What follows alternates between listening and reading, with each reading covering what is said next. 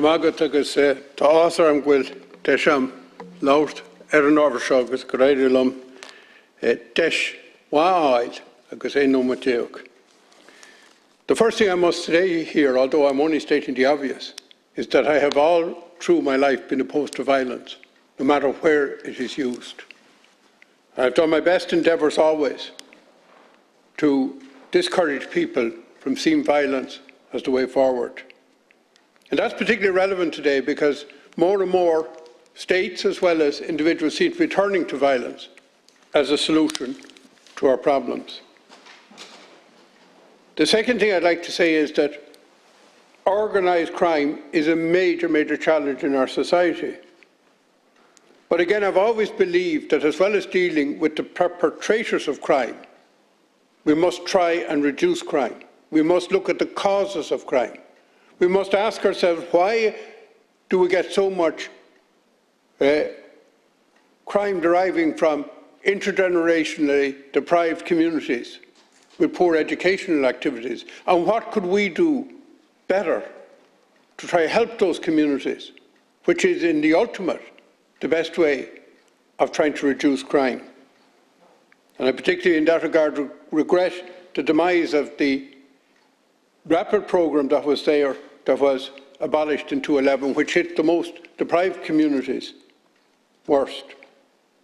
I think we must also say here that anybody who takes an illegal drug,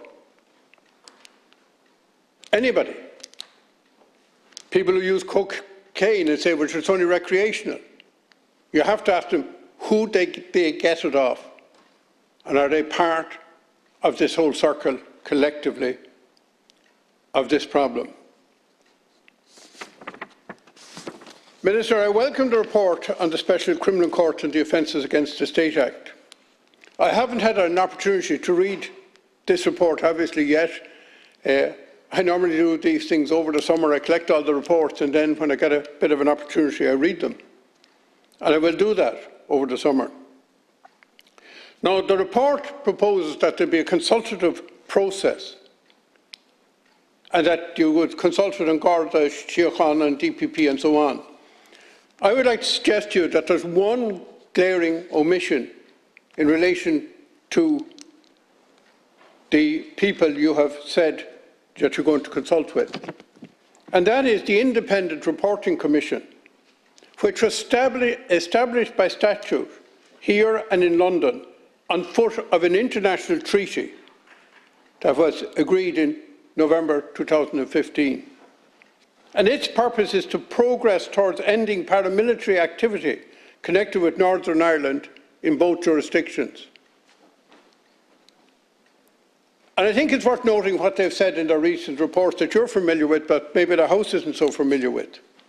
They said inter alia that these two tracks, and that would law enforcement and so on, should be added a further dimension, namely that to end paramilitarism, we also need an agreed formal group transition involving direct engagement with paramilitary groups themselves. They went on to say, a critical question is, who would own the process? Our answer last year was and remains the two governments and the executive acting on a coordinated collective basis as happened for the Fresh Start Agreement. They say that they envisaged that the overall process would be overseen by a formal body established for that purpose by two governments. And in the meantime, they suggest the two governments appoint an independent person who would be authorised to speak to the various parties, including the paramilitary groups themselves. Now, as you know, this is a statutory body, three very, very responsible people on it, and I believe that their recommendations should be acted on forthwith. I do understand there's a favourable disposition here. I think we have to persuade the British that having set it up, they should act on the recommendations. I've noted your comments in relation to the high threat level in Northern Ireland and with the very wrong attack on Inspector Caldwell That is very, very obvious and very unfortunate. However, it seems to me that the threat level is much lower here, based on my observations and on verifiable fact, which I come to. And I think we should ask ourselves, what's so remarkably different about the approach in this state as compared to the approach in Northern Ireland? And why is the threat level demonstrably very different here? And this is where, in my view, implementing the recommendations of the IRC report becomes vital. 30 years of work with Republican prisoners has convinced me that dialogue is the most effective way of reducing Republican violence and persuading people that there are more effective, peaceful ways of promoting their objectives of a united, independent Ireland. And I'd like to cite here some interesting figures. In December 2020, there were approximately 30 prisoners held in the Republican wing in the E Block in Portlaoise prison, including 3 from a group called ONH, Óglaigh na hÉireann.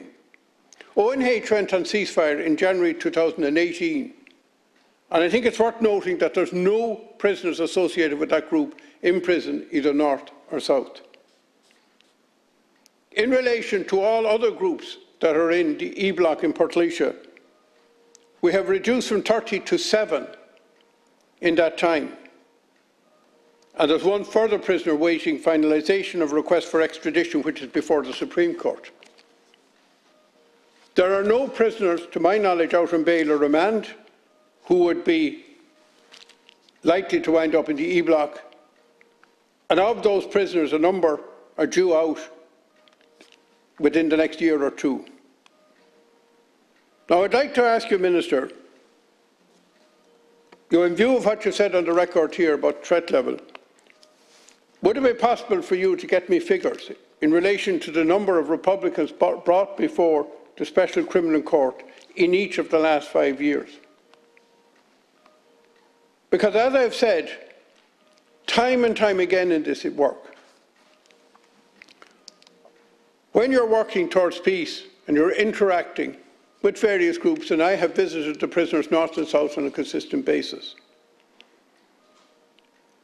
you find that you're making more progress by dialogue, by interaction, by listening, by persuasion. And I think that that's what the body, the 2 governments set up, are actually saying. They've validated this view. They have validated that interaction is likely to be a rich seam of progress, and acting on that interaction. And I don't have time today here to go into all of the issues from the different perspectives. But we do need to move forward. And one thing I was disappointed about when we discussed the Good Friday Agreement, and it was discussed ad nauseum, there must be more people making more money out of running symposia on the Good Friday Agreement. But one thing that I didn't see an awful lot of debate about, no, I didn't go to too many of the events, but in the ones I did attend, was the role of the prisoners in the 94 to 97 period in progressing matters. And without dealing with that issue, Good Friday would never have happened, without interacting with them. And I can remember back in 94, 95, 96, and I was going over to England to visit the prisoners, and to say the conditions weren't good is an understatement. And people were saying, what are you doing? You're consorting with men of violence. And I believed at that time, as I still believe today, that dialogue with anybody is never, ever wrong. If somebody is willing to speak to you, I think it's only reasonable to speak back. And I have boxes of files at home from that period, letters, correspondence, submissions.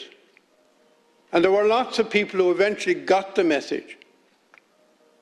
And to my view, there was no Good Friday Agreement no matter what the politicians agreed,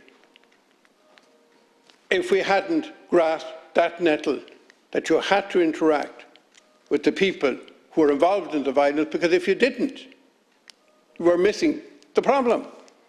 I remember saying to politicians many, many years ago that if talking, when they wouldn't talk to Sinn Féin, and you could remember that, and they weren't going to talk to the DUP, and they liked talking to the SDLP and the Alliance Party and the official unions, I said if that was the problem, there was no problem. There was no problem with violence. That you had to get down on the ground and see how we can move forward.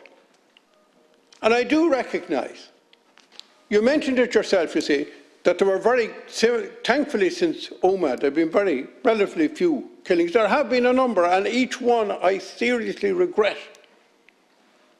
But what I say to myself is this: you never ever got thanks for the person who didn't know that if history had been different, they would have got attacked and they would have got killed. You'll never get thanks for that. And the only way you can measure that is measure what it was like before you took action and measure after. And in the end of the day, Irish history tells us one thing when it comes to Republican violence. Repression doesn't actually have the effects that those who promote it think.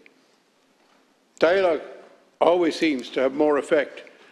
And there are people in our society who could speak much more authoritatively than I can. And could I finally say, with the Judge of the Chair, in doing this work in recent years, I've been working with two other people, well-known, well-respected, community activists, impeccable people who worked for violence. I think it would be worth listening to them too, and to their perspectives. And there are people that interact with the Northern authorities. We need to move this forward. And I'm not convinced that, I'll put it this way. The measure is measures north against south, and look what we do in the south different from the north, and I think you'll find the key to the way forward.